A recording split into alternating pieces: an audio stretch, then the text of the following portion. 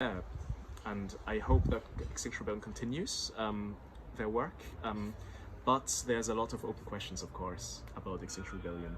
So let's start with the philosophical side of it. Please. So I think Extinction Rebellion rests on quite a questionable theory of change, which they draw from a paper whose name I forgot, but it examines regime changes in authoritarian nations with a totalitarian government, and the paper examines what happens before the regime change.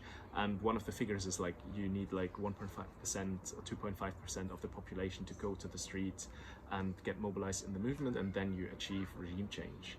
But that is not applicable to the same extent to liberal democracies like the UK is, right? Like if you rally against a totalitarian regime, it's much more likely that the movement stays unified. You have different forms of oppression going against you, and that to translate that to Western democracies like the UK or France or Germany is just bad philosophy of science. And everyone should be able to see that. But one of the deeper questions, like, I mean, who cares about the theory of change as long as you can mobilize people, right? One of the deeper issues I see with Extinction Rebellion is that Extinction Rebellion makes climate change into a moral problem, which it is to some extent, right? But climate change is also a political problem. Climate change is about political structures, it's about inequalities, it's about a system perpetuating injustices. And Extinction Rebellion takes that and says, you need to act now. It's your moral duty to act on the climate crisis. And that kind of like, that works in mobilizing lots of people, right? Because lots of people feel like a moral duty to act on climate change, but it's not necessarily a moral problem that you're trying to. You're not just like getting a child out of a pond, to speak in singer terms, right?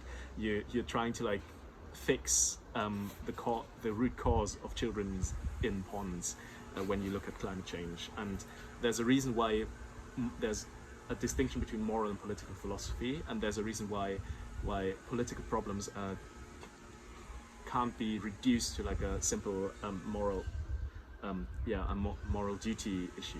And to make that less abstract, maybe I think it's good to, so these things happened before, right? Like if you the climate movement around Copenhagen, the climate conference at Copenhagen, was saying very similar things to Extinction Rebellion now, like saying, oh, we need to act now. This is like, everyone has a moral duty. This is a moral failure the governments are doing by not like coming up with a plan for climate change. And afterwards, everyone felt exhausted and depressed because, of course, the governments failed to act. And I think what I see as a risk of this moralizing strategy of a political problem is that people get demobilized afterwards, that they feel like they're burnt out, they have failed morally to prevent this crisis, so they're just gonna go home and feel guilty about it, which is not helpful at all, right? You shouldn't feel guilty because it's morally speaking, it's not your fault, right? You might have moral responsibility to some extent to the climate crisis because you're trapped in a system that forces you to consume in a bad way and stuff like that.